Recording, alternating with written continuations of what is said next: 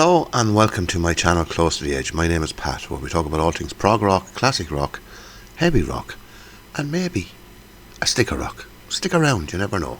Welcome along everyone to my latest video on the 1980s, and this is my last video I think on the 1980s, because I'm going to do today, as the title would suggest, these are must-have studio albums from 1985 to 1989. I've condensed them because I don't have enough.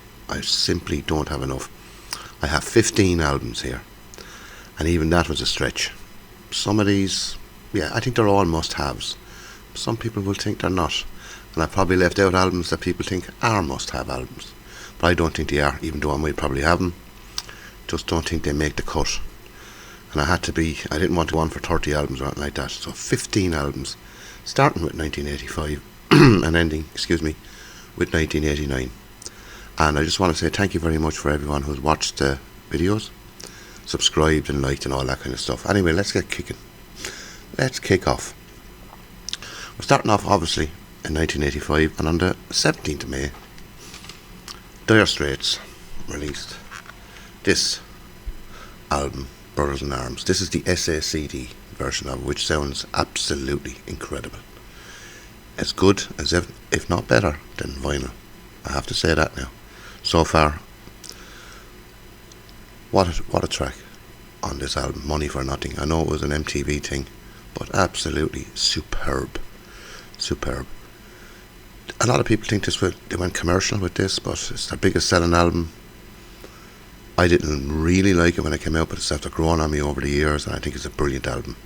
That's the first one, Dire Straits, Brothers in Arms. The next one, which is my only other one from 1985, is of course The Genius. How could I leave out The Genius? And this is Frank Zappa and the Mothers of Prevention. What an amazing album. Brought out November the 21st, 1985. Brilliant. And what's on this? I Don't Even Care is on this. One Man, One Vote. It's just, we're turning again. Turn, turn, turn, turn. It's just simply brilliant Zappa. Brilliant Zappa. And you have Porn Wars on this. This is the one he went to the Senate in America, complaining about all these, there might be offensive material on the front of the album, all that kind of stuff. Fair play to Zappa for doing that. Fair play to him. This is an absolute must-have album. Absolutely. Frank Zappa. We're moving on now to 1986, and on the 1st of April Fool's Day, as they say, Jean-Michel Jarre brought out this incredible album, Rendezvous. This is absolutely incredible. All different parts to it. Obviously instrumental. Just absolutely pure class by the French genius in electronic music. Loved this album. Bought it when it came out. I think I might have bought this one when it came out. And absolutely sublime. Brilliant.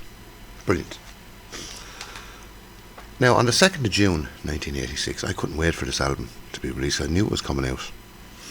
Now, this is not the one obviously I bought, because when you see it, you'll know it wasn't the one I bought. Bought it on LP, disappeared, then I rebought it on CD. But recently I picked this up on LP. Emerson, Lake and Powell, the only album they ever brought out, and it's a Russian one, as you can see. Sounds excellent, nothing wrong with it, a bit flimsy on the cover, but other than that, touch and go on this is absolutely incredible. Incredible track, and they do the Mars Bringer of War as a closer on this. This is a brilliant album, and I did a video on this. I think I did a video on this. Yes, I did. Not so long ago, and I'll leave the link up there somewhere.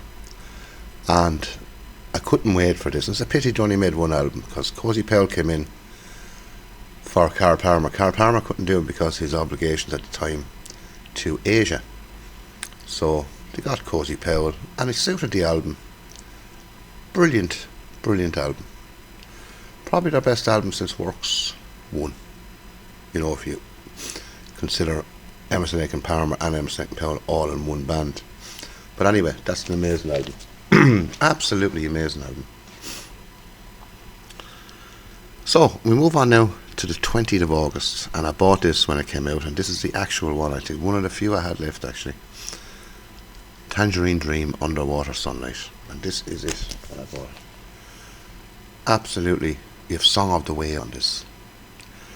It's absolutely an incredible album. Tangerine Dream back to their best, because they brought out an album before this, I think it was La Park, which I wasn't too happy about. Wasn't great. And this is just, if you haven't heard this album by Tangerine Dream, please go out and get it. Brilliant. Absolutely incredible album. A must-have studio album in anybody's collection. Now we move on. Excuse me, I have an old frog in my throat this morning. 25th of August. This band, British band, I think they were from Cumbria in the UK. They were prog, pop. It Bites is the name of the band. If you've not heard of them, it's the big lad in the windmill. This is absolutely brilliant. Progressive pop is what I would call it. But they could play. They could really play, and they were influenced obviously by the progressive bands of the 70s, and they mixed it with pop. Some people don't like this album. I like it. I think it's absolutely a superb album. Calling All the Heroes. Now that track, it's a very popular track. Go and check it out on YouTube. Brilliant album. Brilliant. Now we're moving on to 1987. And on the 12th of January, Deep Purple brought out their second album since they reformed, The House of the Blue Light. And I think this is better than Perfect Stranger. There's a lot of infighting at the time with Blackmore and Gillan, as per usual. And I know it shows on this album there's an edge to it, where there wasn't an edge. They were all lovey-dovey on the Perfect Strangers album. But this one, there was an edge to it. And I always find if there's an edge to something, no matter what it is you do, there's tension or whatever, sometimes it brings out the best, sometimes it brings out the worst, obviously. But it brought out the best of them on this. Absolutely brilliant album. If you haven't heard it, go and check it out. It's The House of the Blue Light. You have Bad Attitude on that opening track. What a brilliant track. Brilliant. We're staying now in 1987 on the 12th of November. Black Sabbath brought out Eternal Idol. And I know a lot of people don't like the Tony Martin years on Black Sabbath, or they're not inclined to go and listen to him. Well, go and fucking listen to him, because he's brilliant. Everyone seems to be stuck in Ozzy and Dio. Oh yeah, you can't better them. Yeah, probably not. You can't better him. But I tell you one thing, he is a brilliant singer. And the thing with this album is they had recorded this album with a guy called Ray Gillan, and it didn't work out. So the album was already recorded. So they brought in Tony Martin just to do the vocals, to redo the vocals. So he had nothing really to do with the album and writing as such. But it's an incredible album. And one of the best with Tony Martin. And on this one, this is a deluxe that opens out. See it there. And the second CD on this has the original that they recorded with Ray Gillan. And Ray Gillan is a fantastic vocalist. Pity it didn't work out, because he's a fantastic vocalist. And go and check that out. That album was released, as I said, November 12th, 1987. Brilliant album. Now, we're moving on to 1988. How the years go. And I bought this album when it came out. Brilliant American, probably progressive metal rock band stroke. They're not that metally really. Operation Mindcrime by Queensryche. And this is the CD I actually bought when it came out. And this blew me away. What a brilliant album. And actually the title track, Operation Mindcrime, is absolutely brilliant. And Revolution Calling. Brilliant. It's all about corruption and all that kind of stuff in politics and whatever. It's a concept album. Absolutely sublime album. If you haven't heard this album by Queensryche, you have to get it, because it's absolutely brilliant. Stunning. Their best album by a good bit. Anyway, that's Operation Mindcrime. Released on the 3rd of May, actually, that album. Now we're moving on into August of 1988, and Tangerine Dream, this is the one I bought. Optical Race. Probably their last brilliant album. Probably. As I said, 5th of August, and I have this GLP I would have bought. Brilliant. Absolutely brilliant album. If you haven't heard it, go and check it out. It's, shorter tracks than what they would have done, say, 5 or 6 years previous. But brilliant nonetheless, and well produced. As I said, probably their last absolute must-have album. Even though I have a load of them after it. I'm a fanatic on Tangerine Dream. So a lot of people wouldn't have bought them. But this is brilliant. Absolutely brilliant. And staying in 1988, 26th of September, Jean-Michel Jarre brought out Revolutions. And absolutely incredible album. Again, it's another kind of a concept album. It's all about industrial revolution. Absolute classic. Typical Jean-Michel Jarre. You throw it on there, listen to it, let your mind wander, because it's that good. Absolutely incredible album. Must-have album in anyone's collection. So, we're moving on now to the last year of the 80s. Now, as you know, the 80s haven't been half as good. They're not half as good as the 70s. 70s are the ultimate. By a good bit. But on June the 20th, 1989, and I bought this when it came out, and I have the actual tape I bought. It Bites, who I mentioned earlier, brought out the 3rd album. The 2nd album was only okay, which that's why I didn't mention it. Eat Me in St. Louis, and it has a Roger Dean cover, if you can see it. And it's not really proggy, it's more rock up, but it's a brilliant rock album. Absolutely brilliant. If you haven't heard this one, please go and check it out. And as I said, if you can see it there, it has an excellent cover. But this is the tape I actually bought. Brilliant album. Another album I would have bought when it came out, Joe Satriani, Flying in a Blue Dream. And the vocals on this, usually he's instrumental. I think this is incredible. The guitar work on this is just phenomenal. This man is a phenomenal guitarist. And there's everything on this. There's metal on it, there's hard rock, there's a bit of blues, a bit of this, a bit of that.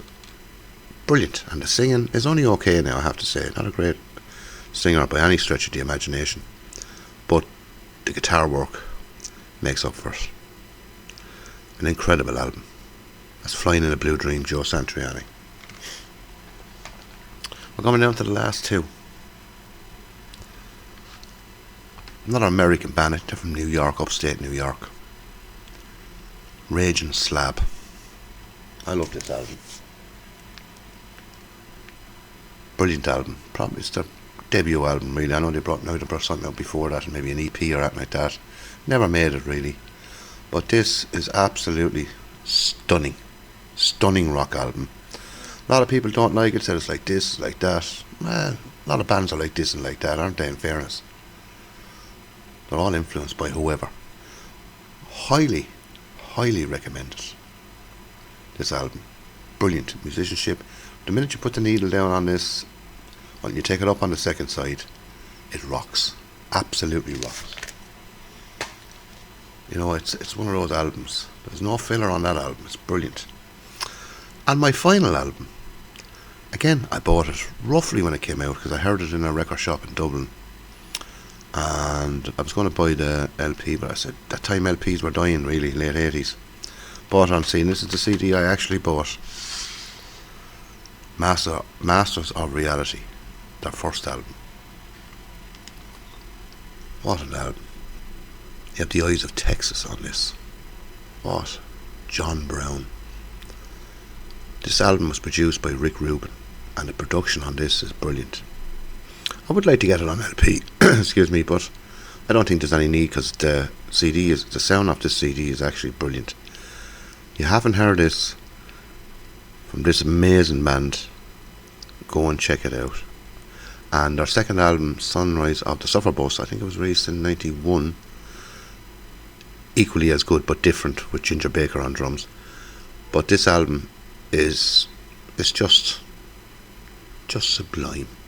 Go and check it out. Amazing. Now, did I forget anything? I'm not doing another video on the 80s albums that I forgot. I forgot a few, but not many. People say, where is Pink Floyd Momentary Lapse of Reason from 87? Yeah, it's a good album. It's not a must-have album, though. Islands by Mike Oldfield, good album. Not a must-have. I haven't written down here. Jazz from Hell from Frank Zappa from 86. No, it's only okay from Frank, to be quite honest with you. The album I was talking about from It Bites Us Once Around the World from 88. That's only okay. It's not a must-have. What else have we? Ozzy Osbourne's albums, The Ultimate Sin. Yeah, it's a good album. Not a must-have, in my opinion. Big Generator by Yes. No. Not half as good as 90125. Not a must-have album, even though I have it. Rush had Power Windows in 85. Good album, but not as good as the previous one, and I think they were on a slippery slope at this stage. And they brought out another album, I think in 87, I can't even think of the name of it, and they should have brought out one in 89 today. Presto. 89. First side is good, second side is average. Very average, to be honest with you, not must have in my opinion. And any more there now? You have Lily on the Beach by Tangerine Dream. Not necessarily a must have. It's not great, to be honest with you now. Not great. And any more? That's it. That's it. Obviously, you'll have your must-haves totally different than this, and I understand that. We all hear music differently, as I keep going on about. But anyway, that's the end of my 1980s, and I had to condense it from 85 to 89. So anyway, I hope you enjoyed that video, and if you do enjoy it, like it, subscribe, do all that kind of stuff. And I really do appreciate you, everybody watching. Absolutely. And anyway, it's nice to be nice. It's very important, nice to be nice. And whatever you're doing, stay safe. Very important. Very important. And from me, Pat, here on Close to the Edge, until my next video, which I don't know what it's going to be. It'll be on later on in the week. Tune in anyway and see what it is. And from me, Pat, here anyway, from Close to the Edge, as I said before, bye from now. Bye-bye.